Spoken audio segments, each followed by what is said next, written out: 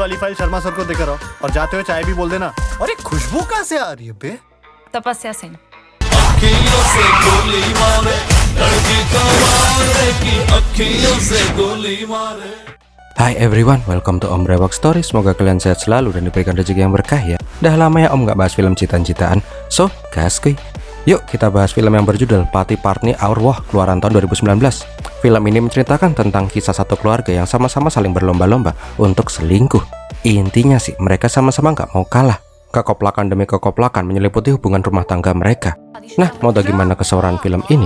Don't waste your time, and this is Bumper Om Brewok Story.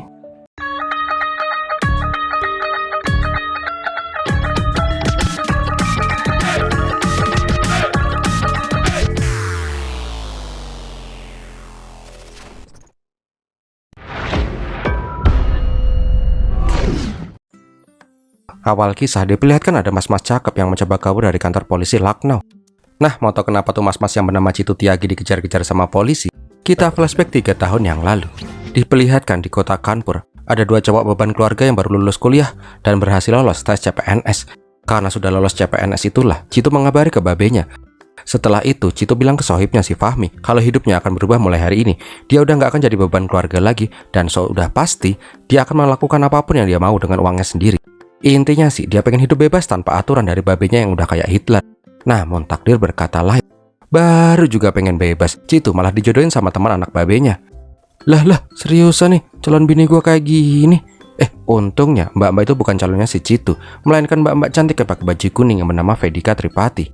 Nah, karena Citu itu dari dulu dongok soal cewek, dia pun curi-curi contekan yang dibuatin sama Fahmi. Hobi kamu apa ya? Aku suka seks. Bentar, apa barusan? Salah denger nih. Ya si Citu tuh langsung panas dingin dong helm anunya. Kayaknya ternyata si Vedika itu cuma ngeprank. Dahlah, ganti topik daripada anunya si Citu manggut-manggut. Di sini Vedika pun bilang kalau dia itu sebenarnya udah punya pacar, tapi karena dia tuh cewek penurut, makanya dia bersedia dijodohin sama si Citu. Vedika juga bilang, kamu lihat motor yang malang di jalan itu adalah motor cowokku. Dia nggak terima aku kawin sama cowok lain, makanya dia malangin tuh motor buat peringatan nggak ada yang boleh lewat sana. BTW, cowokku itu preman, bereboknya tebal, anunya gede, dadanya berbulu. Kamu berani nggak? Karena dikira di prank lagi, si Citu pun malah ngekek garing. Singkat cerita, Citu dan Vedika pun akhirnya menikah. Namun di pernikahannya itu, Citu curhat sama si Fahmi kalau dia tuh merasa bersalah menikah dengan Vedika. Jujur aja, dia masih nggak bisa move on sama mantannya si Neha. Fahmi yang tahu kalau Neha itu cuma pacaran sama si Citu selama setengah bulan, itu juga pas zaman SMA. Jelas aja Fahmi marah-marah dong sama sohib bangkainya ini. Lah udah akad nikah, masih aja mikirin mantan cinta monyet. Singkat cerita, waktu pun berjalan dengan cepat. Kehidupan mereka berdua pun terbilang mesra walaupun mereka dijodohkan. Intinya sih, cowok cuit banget. Namun namanya hubungan rumah tangga kan ya, semakin lama semakin anyep. 3 tahun kemudian, diperlihatkan bila Citu mulai jenuh dengan kehidupan mereka yang gitu-gitu aja. Sampai suatu hari, bapak dan emaknya Citu menanyakan, kenapa Citu dan Vedika belum punya momongan juga. Citu, kamu masih kuat ngegas kan? Di sini Citu pun bilang kalau mereka masih nunggu. Lagian mereka juga masih sibuk masing-masing, jadi belum kepikiran punya momongan. Nah, sepulang dari pondok mertua indah, Vedika pun marah-marah sama si Citu. Intinya sih, dia tuh udah males banget tinggal di Kanpur, yang notabene itu adalah kota yang kecil. Dia pengen tinggal di kota yang besar kayak Delhi, Mumbai, Lucknow, atau Tasikmalaya. Ya, seenggaknya sih, ketika mereka pindah ke kota lain, orang tua mereka nggak akan ikut campur urusan mereka. Namun si Citu mengatakan kalau dia tuh lahir di Kanpur dan sampai mati akan di Kanpur terus. Malam harinya, Citu curhat sama satu-satunya sohibnya. Siapa lagi kalau bukan si Fahmi? Intinya sih, dia udah mulai jenuh dengan hidup gini-gini aja. Andaikan dulu dia nikah sama si Neha, pasti akan bahagia. Ini orang mabuk lem tikus atau gimana sih? Neha-neha mulu, orang Nehanya aja nggak suka malu kok. Dahlah, intinya Fahmi pun menyuruh si Citu untuk bersyukur. Udah dapet cewek cantik, penyayang, nggak neko-neko, masih aja kurang. Dasar pria, nggak pernah puas, sebel aku. Tetapi keesokan harinya di stasiun kereta, datanglah seorang cewek yang akan membuat seru film ini. Wah, ini sih cewek kelas grade ori, mantep. Tak lama kemudian diperlihatkan bila si Tasya mendatangi Fahmi dan Ujang yang lagi ngopi di luar. Intinya sih, si Tasya menanyakan di mana kantor agraria. Karena melihat cewek yang dari ujung kaki sampai ujung rambut cakep banget, Fahmi pun langsung kelepek-kelepek dong.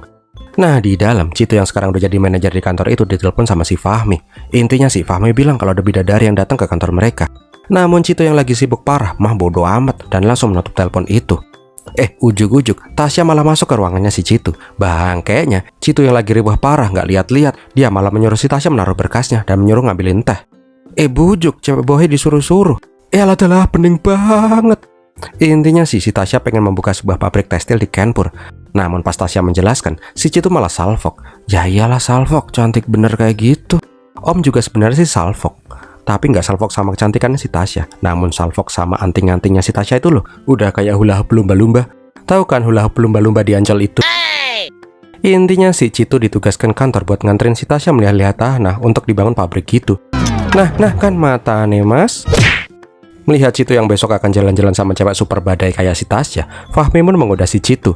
Citu pun bilang, "Duh gimana ya bro, lihat cewek yang ngomong pakai bahasa Inggris kayak anak Jaksel gitu, sesuatu banget nggak sih? Nggak kayak bini gua." Approach to the problem is with the equation. Lah, ini si Vedika bisa bahasa Inggris. Dah lah. Di sini diceritakan bila Vedika itu bekerja sebagai dosen fisika di salah satu kampus di Kenpur. Namun ada salah satu muridnya yang bangke. Dia tuh naksir berat sama si Vedika, sampai-sampai berhayal sama bu dosen. Nah, di sini siapa yang punya teman kayak Rakes gini, senangnya sama mama. Singkat cerita, pas kelas bubar, Vedika yang tahu dari tadi dia dibuat fantasi sama si Rakes menanyakan, "Ngelamun apa tadi kamu?" Tapi nih bocil bangke malah cengenges-cengenges aja. Sore harinya pas pulang gawe, Citu dikagetkan oleh kedatangan pamannya si Vedika. Raj mengatakan dia mau menyebar surat undangan pernikahan keponakannya si Vedika, makanya dia datang ke Kenpur. Karena udah sampai di Kenpur, dia pengen sekalian jalan-jalan di Kenpur dan pengen numpang tinggal sementara di rumahnya si Citu. Wah, bakalan ruwet nih kedatangan tamu biang masalah. Dan bener aja, pas malam harinya, Citu dan Vedika yang mau ganti oli mesin, tiba-tiba dikagetkan oleh Raj yang berteriak, "Duh, ada obat mules gak? Paman mencret nih kebanyakan makan manisan." Emang bangke nih tua bangka, gimana nggak mules? Oleh-oleh yang dibawa malah dimakan sendiri sampai habis. Keesokan harinya diperlihatkan si Citu melihat si Tasya yang baru datang pakai bajai. Biar sok keren, Citu langsung marah-marah sama si supir bajai karena dia ngasih harga mahal ke Tasya. Tapi bangkainya, tuh supir bajai malah balas marahin si Citu. Karena jurus jadi pahlawan kesiangan gak berhasil, si Citu pun tengsin sendiri. Malah dia malah marah-marah sama si Tasya. Tapi pas lengannya dipegang sama si Tasya, Citu pun langsung meleret, kicap. Di mobil juga gitu, Citu bingung mau bilang apa karena tengsin. Untungnya si Tasya yang supel ini memulai pembicaraan dulu. Ya akhirnya mereka pun punya bahan omongan deh. Singkat cerita, mereka pun menyurvei tanah di Kenpur. Tapi si Tasya masih belum menemukan lokasi yang srek. Di sini Citu juga nanyain, apakah Tasya itu udah married atau belum? Masa cewek secantik ini membuat pabrik sendiri? Alah, modus mas. Untungnya si Tasya masih jomblo. Wah, peluang nih, om bakalan deketin ah. Keesokan harinya, hati Citu pun terasa berbunga-bunga kayak kuburan baru. Di sini dia sampai bingung milih baju yang bagus buat ketemu sama si Tasya lagi. Nah, biar nggak garing, Citu pun menanyakan, kenapa sih bininya itu nggak pernah pakai baju yang kebarat-baratan gitu? Vedika bilang, kalau aku pakai baju yang press body, nanti mahasiswaku yang cabul Rakes Yadav lah yang akan seneng. Pakai baju tertutup aja banyak fansnya, apalagi pakai baju sekseh. Siang harinya, si Citu udah tampil all out. Tapi biasa aja sih menurut om. Karena pengen lebih dekat, si Citu pun ngasih kartu namanya biar bisa chattingan. Sama si Citu juga nawarin dia punya teman yang punya apartemen. Kalau si Tasya tinggal di halte terus kan bisa boncos. Namun di sini Tasya bilang ke Citu, kayaknya sih dia nggak akan bangun pabrik di Kenpur deh. Soalnya dia nggak kenal siapa-siapa di sini. Citu jelas saja gelagapan dong. Nah, biar si Tasya tetap mau tinggal di Kenpur, Citu pun mengajak si Tasya untuk keliling-keliling melihat keindahan Kenpur. Waduh, si paman biang masalah mah ngeliat si Citu sama si Tasya. Singkat cerita, di emperan sekolah SMA, si Citu mencoba lebih dekat dengan si Tasya. Intinya sih, dia pengen si Tasya tersenyum. Cara itu pun berhasil. Tasya akhirnya bilang kalau dia tuh seneng banget kalau bisa punya teman kocak kayak si Citu. Akhirnya mulai hari itu, Citu dan Tasya pun berteman. Yakin ini cuma temenan. Malamnya, si Citu curhat sama si Fahmi. Fahmi jelas saja marah lah, karena Citu udah punya bini. Fahmi juga mengatakan, gimana kalau si Tasya baper beneran? Lu mau gimana coba ayo? Tapi Citu bilang dia hanya pengen temenan aja sama si Tasya, nggak lebih. Cilit mas, temenan sama cewek secantik itu nggak mau lebih. Ingat iblis berkeliaran di mana-mana bro. Keesokan harinya Tasya kembali ke ruangannya Citu lagi. Nah pas mau berangkat keliling, Tasya menanyakan, katanya kamu udah nikah ya? Kenalin aku dong sama istrimu. Nah kan kejepit gak tuh? Jelaslah si Citu langsung gelagapan. Bahkan pas diajak keliling lihat tanah, Tasya menolak karena dia nggak mau repotin si Citu mulu. Keesokan harinya Citu mumet. Pas lagi mumet-mumetnya itu, Fahmi datang untuk menceramai. Intinya sih Citu bilang dia lagi puber kedua. Dia udah lama nggak ngerasain deg-deg ser lagi setelah sekian lama putus sama si Neha. Tapi dia juga nggak mau kehilangan istrinya. Hancur piye cel? Tak lama kemudian Citu datang ke hotelnya si Tasya. Intinya sih dia pengen ngomong penting. Namun pas lagi ngomong penting itu, dia malah diganggu sama bola bocil endut. Kita ulangin lagi ya. Intinya dia pengen ngomong penting. Citu bilang dengan dramatisir, kenapa dia kemarin gak bilang kalau udah married. Karena dia punya alasan, yaitu istrinya itu anu abang kayak nih bocil main bola sana ngapa. Kita ulangin lagi ya. Ya intinya sih Citu bilang kalau istrinya itu selingkuh. Awalnya tuh dia dijodohin, jadi nggak ada rasa cinta di antara mereka. Dah cuman pengen bilang itu aja sih. Dan Citu pun pergi. Panggil Boan. Yes, dipanggil abang kayak nih bocil. Karena kecemplung empang orang kaya, Citu pun menggigil kedinginan di kamarnya si Tasya. Karena kemakan sandiwaranya si Citu, si Tasya pun jadi penasaran dan menanyakan detail tentang perselingkuhan istrinya Citu itu. Karena bingung mau jelasinnya, Citu bilang kalau Vedika itu selingkuh dengan cowok yang bernama Rakesh Yadav.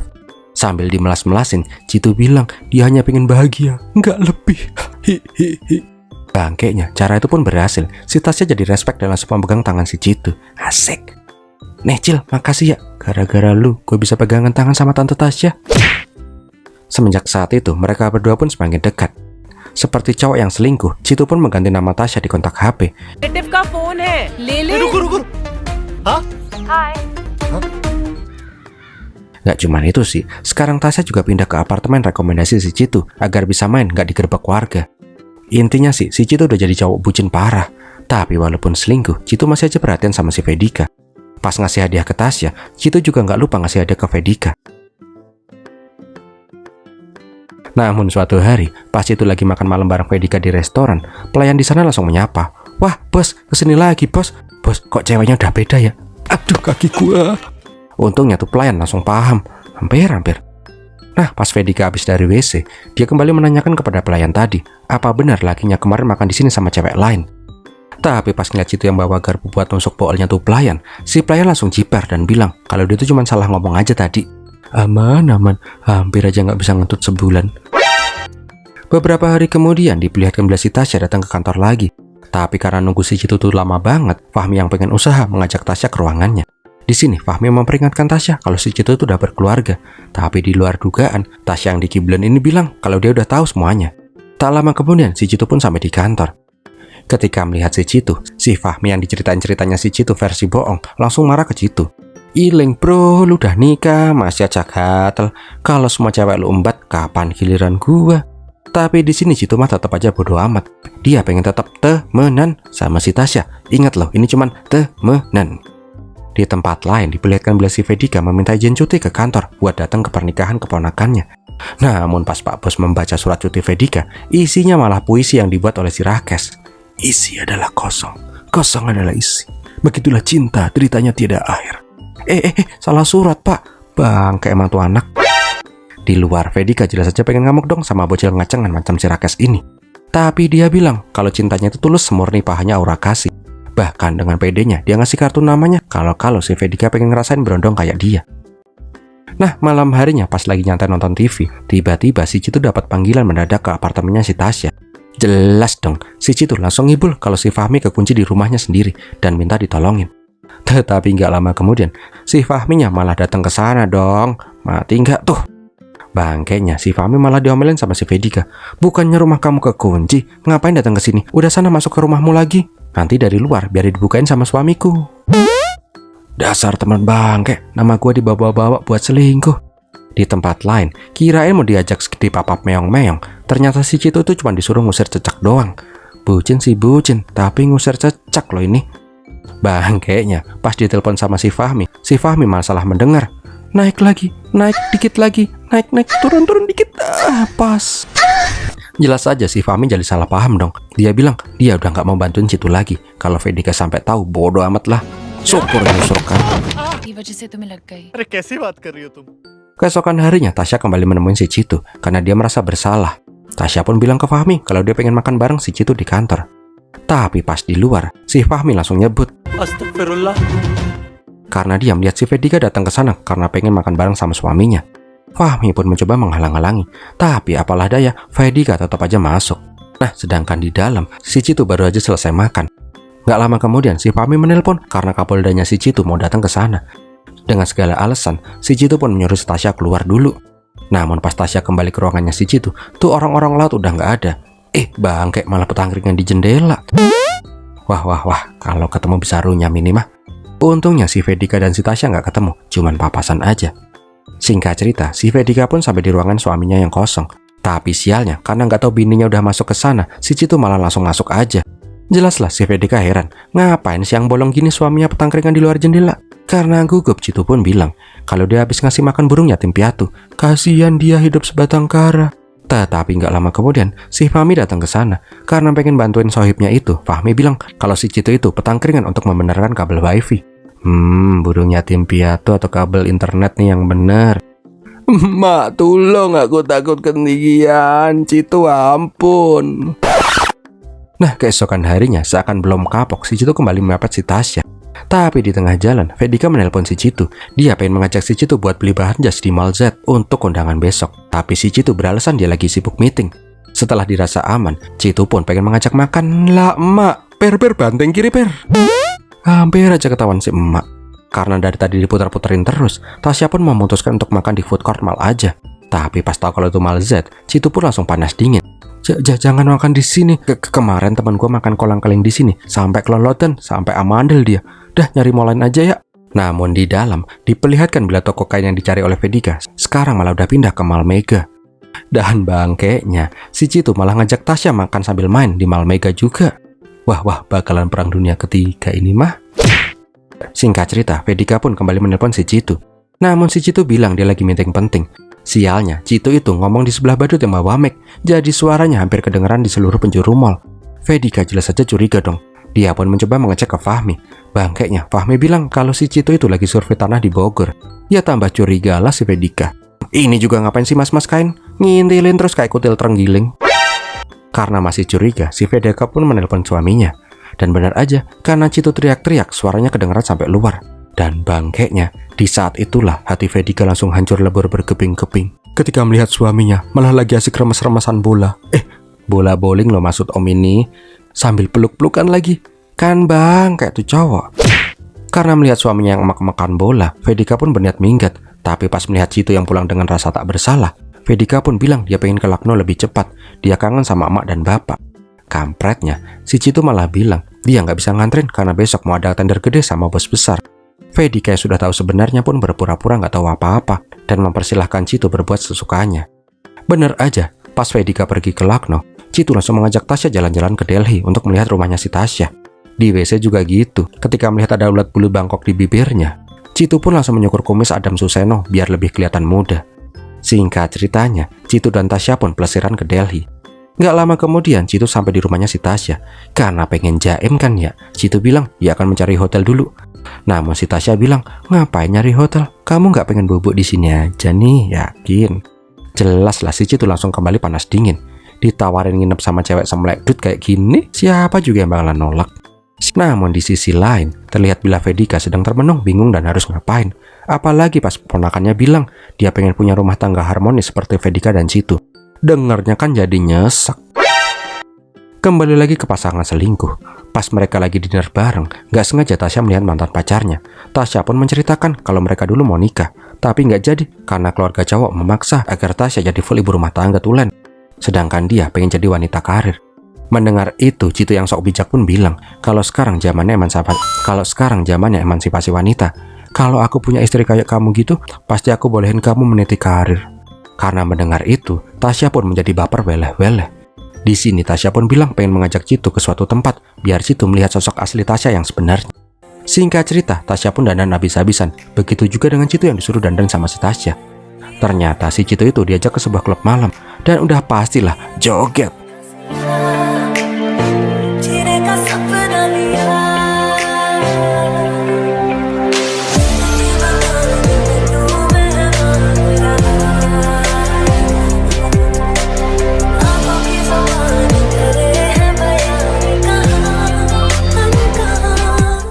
Namun di saat yang bersamaan, si Vedika yang lagi galau juga pengen joget. Tapi sama siapa? Masa joget sendirian? Kan anyep. Ujuk-ujuk Vedika melihat mantan pacarnya dulu, si Doga. Daripada anyep, ya udah deh, jogetlah sama si Doga. Asik semuanya joget. Kalian juga pada joget-joget dong di rumah, biar menjiwai.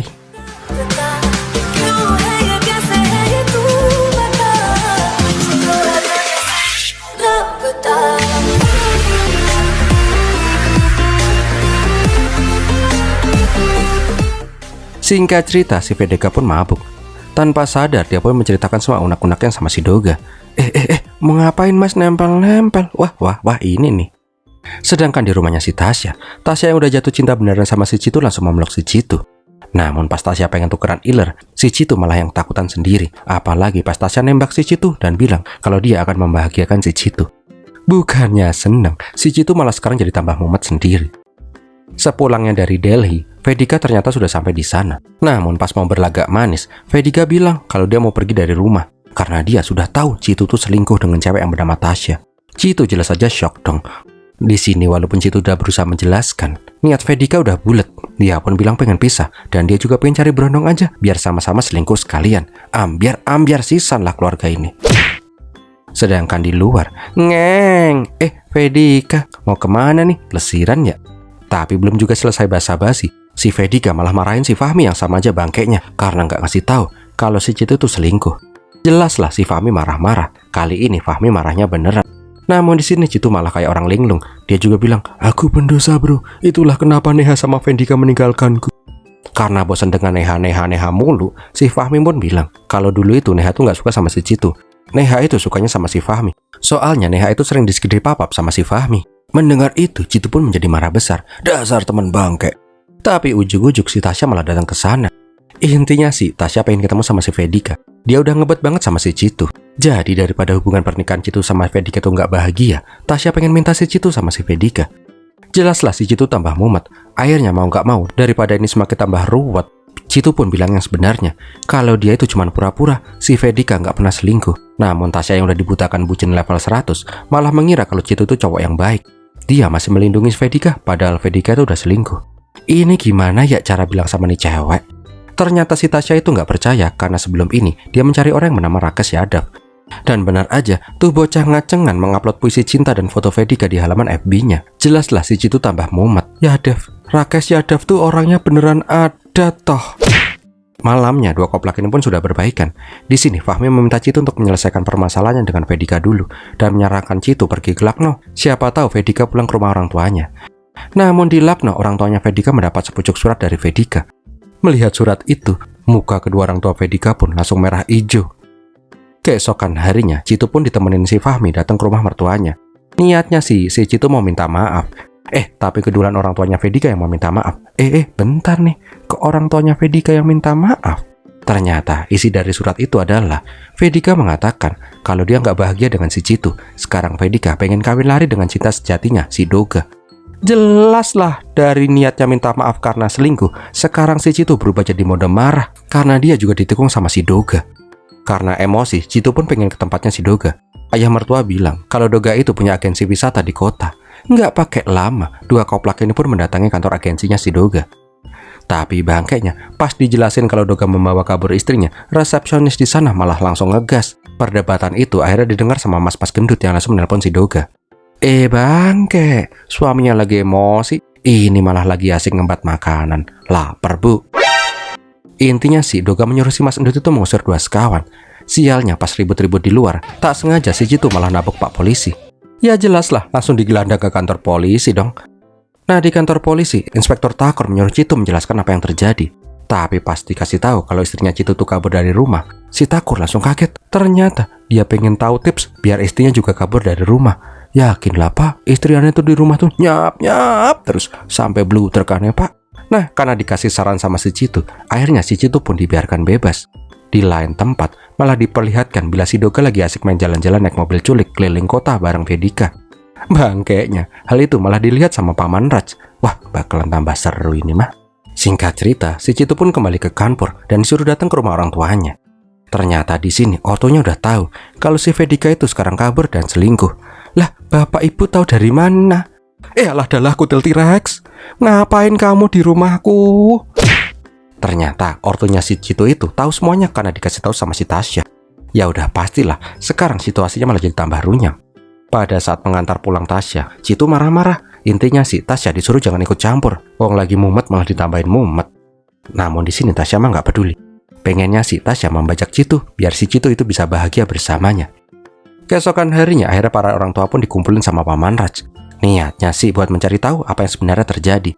Namun bukannya musyawarah dan mufakat, ini orang-orang tua malah pada ribut. Pokoknya saling salah-salahan lah. Ada yang bilang Citu selingkuh sama si Tasya, ada yang bilang Vedika selingkuh sama si Rakes, anak bau kencur, ada juga yang bilang Vedika dibawa kabur sama si Doga.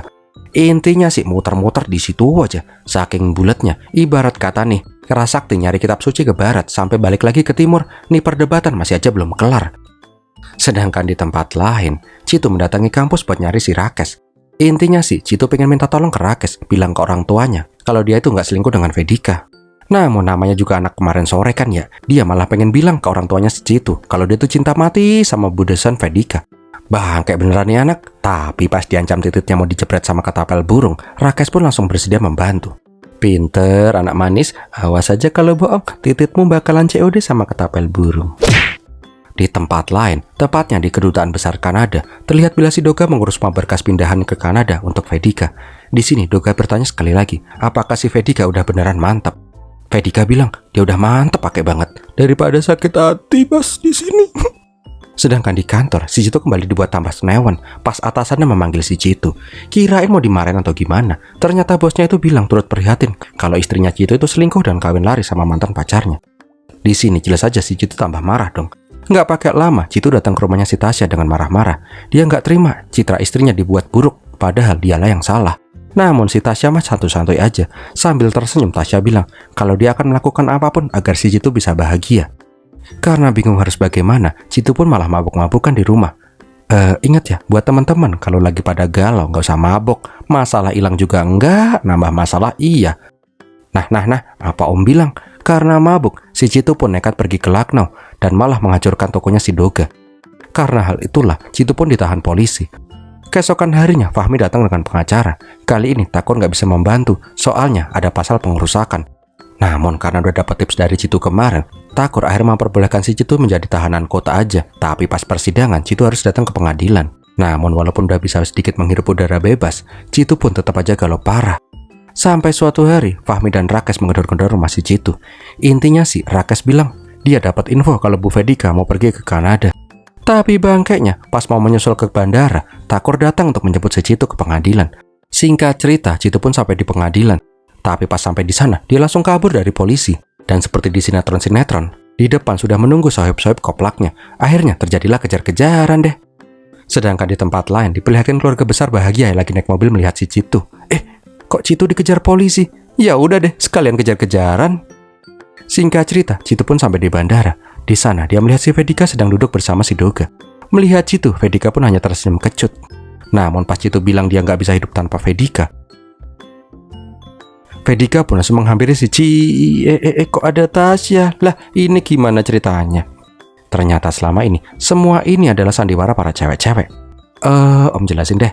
Nah, pas di malam pesta bersama si Doga gak mau diajak selingkuh sama si Vedika. Dia bahkan menyarankan memberi pelajaran ke Citu aja. Karena hal itulah, Vedika memberanikan diri menemui si Tasya dan menjelaskan semuanya. Karena iba dengan si Vedika, Tasya pun berniat membantu si Vedika. Jadi selama ini, semua itu hanyalah sandiwara agar membuat si Citu tuh kena batunya. Nggak hanya itu, yang hendak pergi ke Kanada itu adalah si Doga. Doga juga berpesan ke Citu, jaga Vedika baik-baik. Kalau sampai Citu menyanyiakan Vedika lagi, maka lain waktu dia akan serius merebut Vedika dari Citu.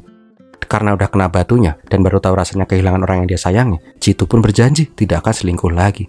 Dan akhirnya, Citu pun mendapatkan kesempatan kedua. So, filmnya pun berakhir. Ada yang nyempil dikit. Suatu hari ada cewek yang pakai rok mini yang pahanya mulus banget kayak pelosotan TK datang ke kantornya si Citu. Sama kayak sebelumnya, Citu yang lagi riwah kembali salah paham dan menyuruh mbak-mbak mulus itu untuk menyalakan AC. Ternyata pas ngeliat, tuh cewek adalah si Neha, mantan pacar si Citu. Intinya sih Neha pengen nyari tanah gitu, tapi kali ini si Citu udah kapok. Dia pun langsung mengoper Neha ke Fahmi aja daripada berabe lagi. Tapi itu mas, tanganmu tuh loh mas. Emang bangke nih orang. Tamat deh. Wow, gimana film ini sob? Semoga menghibur ya. Buat yang belum selingkuh, jangan deh. Yang udah selingkuh, pinter-pinter aja sih kalian. So, sampai di sini dulu aja. Om Brewoks pamit dulu. Terima kasih sudah menonton. Pir milatihin.